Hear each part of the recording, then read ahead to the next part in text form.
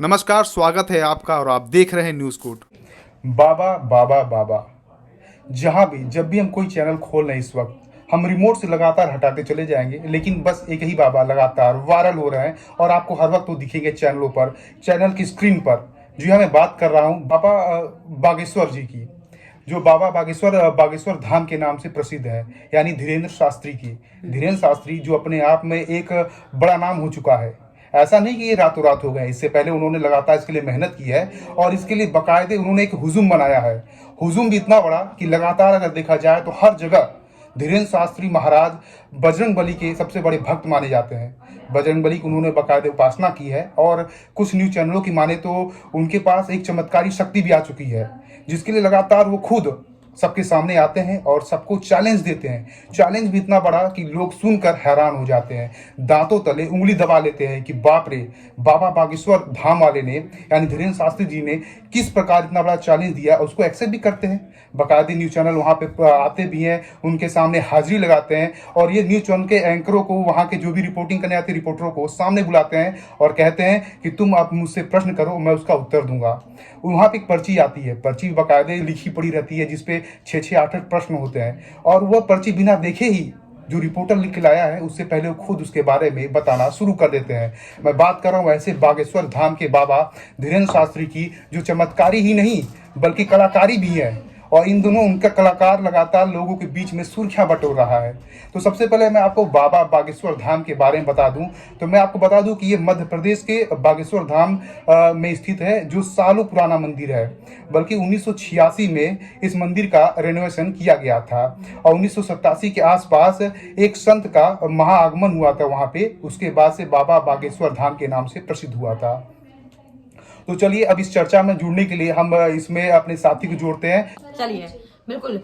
मेरे सहयोगी श्रीकांत की तरफ से आपने सुना कि किस तरीके से उन्हें पूरा बाबा का जो इलेबोरेट किया कि जो बाबा बागेश्वर वाले, हालांकि बागेश्वर नाम सुनकर अक्सर हम ये सोचते हैं कि बागेश्वर कहीं जो उत्तराखंड में बागेश्वर है कहीं वो तो नहीं, लेकिन ये बिल्कुल भी नहीं है। दरअसल आपको बता दूं कि जो बागेश्वर बाबा सरकार, जो बागेश्वर सरकार धाम वाले बाबा हैं, जो ये दरअसल मध्य प्रदेश के छत्तीसगढ़ जिले के हैं। वहां पर ये जो है उनका अपना पूरा मंदिर है, बहुत पुराना मंदिर, जिस तरीके से मेरे सहयोगी ने बताया।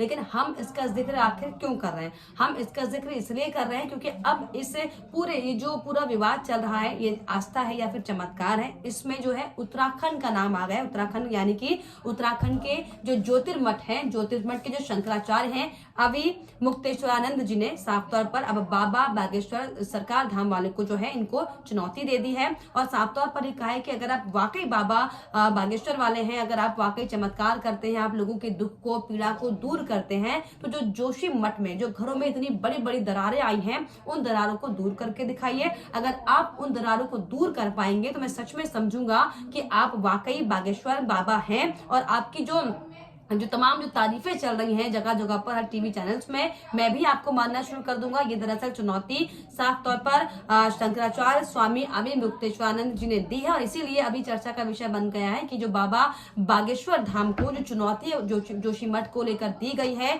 क्या ये चुनौती वो स्वीकार करेंगे? हालांकि तमाम जो टीवी चैनल्स हैं उस पर एक के बाद एक तमाम चैलेंज उन्हें मिल रहे हैं। हालांकि तमाम लोग आरोप भी लगा रहे हैं कि जो बागेश्वर धाम सरकार बाबा हैं कि इन पर तमाम आरोप लग रहे हैं कि दरअसल ये सिर्फ एक एजेंडा चला रहे हैं, क्योंकि अक्सर हम उनके तमाम जो बयान हैं उस पर देख रहे हैं सनातन का ज्यादा वो जिक्र कर रहे हैं। तो इसको लेकर कहीं ना कहीं ये भी आरोप लग रहे हैं कि दरअसल ये सरकार के लिए काम करते हैं। ऐसे भी कई लोग बातें कर रहे हैं, क्योंकि जिस तरीके से उनकी जो भाषा है, जिस तरीके से वो जो उग्र होकर, बुलंद होकर सनातनी धर्म को आगे आगे बढ़ाने की बात कर रहे हैं, उसको लेकर ज्यादा जिक्र करते हैं। इसी को लेकर तमाम सवाल खड़े हैं और जिस तरीके से जो पूरा माहौल बना दिया गया है पूरे टीवी चैनल्स में कि बाबा बागेश्वर वाले जो है लोगों की पीड़ा को समझते हैं, लोगों को दर्द को कम करते हैं। एक चिट्ठी उनके पास जाती है, चिट्ठी पर पूरे उनकी पीड़ा को पहले पढ़ते हैं और उसके बाद उस पीड़ा को दूर कर देते हैं। लेकिन ऐसे में अब वाकई ये सवाल खड़ा होता है कि आखिर ये जो सवाल उठ रहे हैं कि क्या वाकई बाबा बागेश्वर वाले आस्था से जुड़े हुए हैं?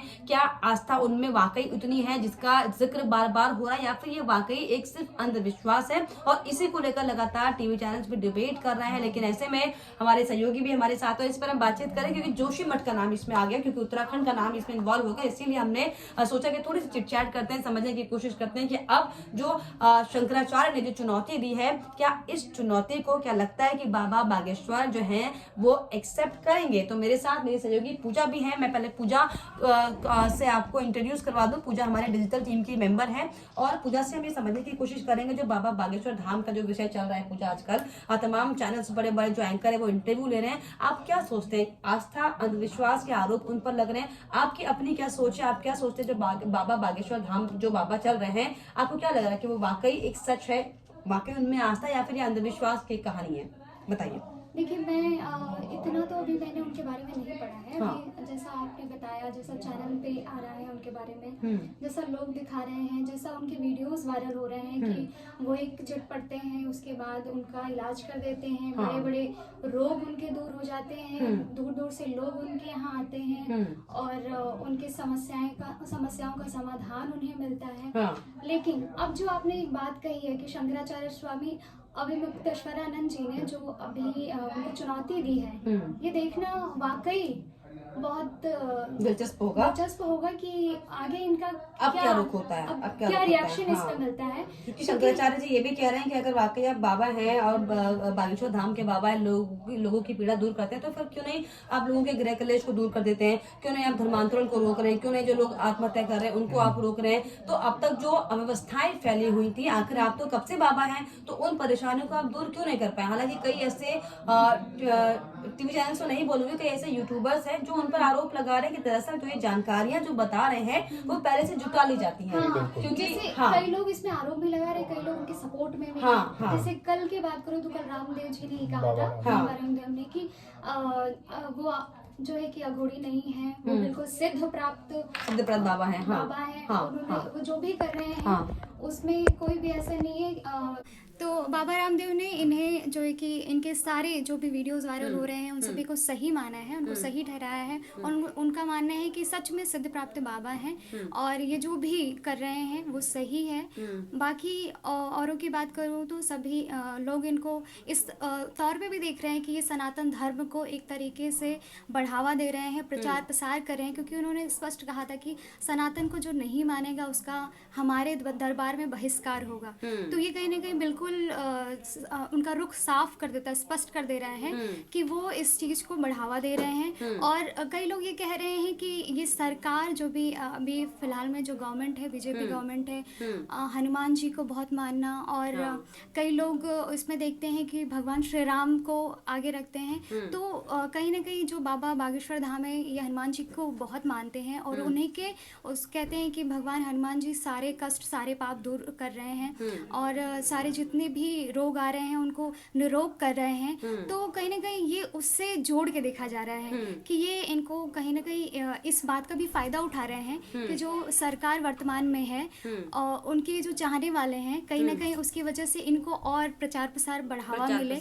हाँ, एक तरीके से बैक में इनको एक बहुत बड़ा एक कहते हैं ना पीआर क्रिएट करना इस तरीके से, वैसा इनको उस तौर पे भी लोग देख रहे हैं। मतलब कहीं ना कहीं पूरा पब्लिक रिलेशन के तौर पर जो है इस्तेमाल किया जा रहा है। और इसी को लेकर हमारे सहयोगी श्री भी यहाँ पर है। श्री, आपसे अगर मैं जानना चाहूँगी जिस तरह के जो आरोप उन पर लग रहे हैं, तो जिस तरीके से मेरे सहयोगी ने बताया कि उनको पीआर की तरह इस्तेमाल किया जा रहा है, तो क्या आपको लगता है, क्योंकि जिस तरीके से उनकी भाषा शैली का अगर हम जिक्र करें, हालांकि मॉडर्न बाबा है, 21वीं सदी में हम यहाँ पर हैं, तो हो सकता है वो मॉडर्न बाबा है, उनका जो बोलने का तरीका है वो इस तरीके का है और बहुत ही चटकते मटकते बहुत ही हंसमुख अंदाज में बात करते हैं।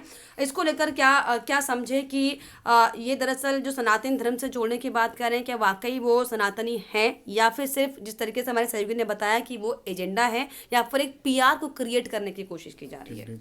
देखिए, सबसे पहले अगर हम लोग सोशल मीडिया की बात करें, ठीक है, तो अगर सोशल मीडिया पे इन दिनों जो है बाबा बागेश्वर को लेकर लगातार नए नए तरीके की बातें की जा रही हैं, थोड़ी विवादित भी हैं, लेकिन कहना जरूरी है। जैसे कि उनको बाबा राम रहीम से जोड़ा जा रहा है, ठीक है, उनको जोड़ा जा रहा है आसाराम बापू से।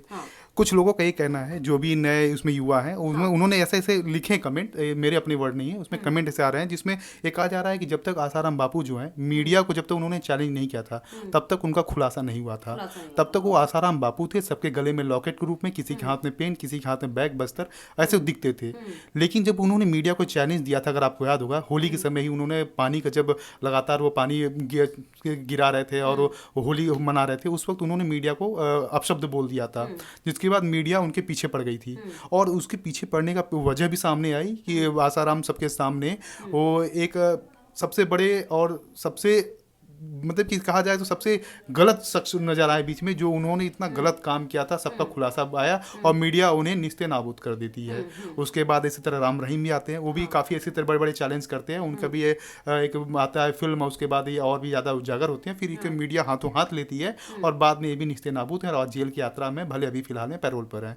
इसी तरह नित्यानंद हैं, उनके भी से खुलासा। अब आई बागेश्वर धाम, ये भी लगातार मीडिया को ही टारगेट कर रहे हैं और चैलेंज कर रहे हैं। अब इसमें पीआर क्रिएट की बात आती है कि वाकई में ऐसा हो सकता है, क्योंकि जिस प्रकार से लगातार मीडिया इनके सामने दिख रही है और जिस प्रकार से प्रस्तुतिकरण हो रहा है, बड़े बड़े चैनल इनकी गुणगाथान कर रही है और इन्हें हमेशा एक तरह से देखा जाए तो इसको बार बार जोड़ा जा रहा है कि ये भविष्य के सबसे बड़े निर्माताओं में एक शामिल होते हैं, जो ये बताते हैं कि किस तरह सनातन धर्म को आगे ले जा सकता है, ये उसके पथ प्रदर्शक हो सकते हैं। लेकिन अगर सोशल मीडिया में, जैसे मैंने बात कहा कि इनको भी कहा जा रहा है कि अगर ये मीडिया इनके पीछे पड़ जाती है तो बड़े बड़े खुलासे भी हो सकते हैं, जिनकी अभी तक कोई भी कल्पना नहीं किया हुआ है। यानी कि समझा जाए कि फिलहाल जो है आस्था अंधविश्वास का जो सवाल खड़ा हो रहा है, इसमें जो संशय है वो लगातार बरकरार बना हुआ है। फिलहाल समय और लगेगा ही समझने के लिए कि क्या वाकई ये आस्था या फिर अंधविश्वास है। लेकिन फिलहाल जिस तरीके से शंकराचार्य जी ने साफ तौर पर ये कह दिया है कि अगर आप चमत्कारी हैं तो जोशीमठ की जो दरार है उसे खत्म करके दिखाइए, और अगर आप ऐसा कर पाते हैं तो मैं भी आपके सामने नतमस्तक हो जाऊंगा। लेकिन फिलहाल अब ऐसे में देखने वाली बात होगी कि जो धीरेन्द्र शास्त्री बाबा जो हैं बागेश्वर वाले, ये इस चैलेंज को कैसे एक्सेप्ट कर पाते हैं, और एक्सेप्ट अगर करते हैं तो क्या वाकई जोशीमठ की जो तस्वीर है वो बदल पाएगी। फिलहाल हालांकि देखने वाली बात होगी। लेकिन फिलहाल आपको क्या लगता है, आप बागेश्वर सरकार धाम के बाबा को लेकर क्या सोचते हैं, क्या विचार रखते हैं, उसे कमेंट बॉक्स में जरूर लिखिएगा। साथ ही साथ हमारे चैनल को सब्सक्राइब करना भी ना भूलें।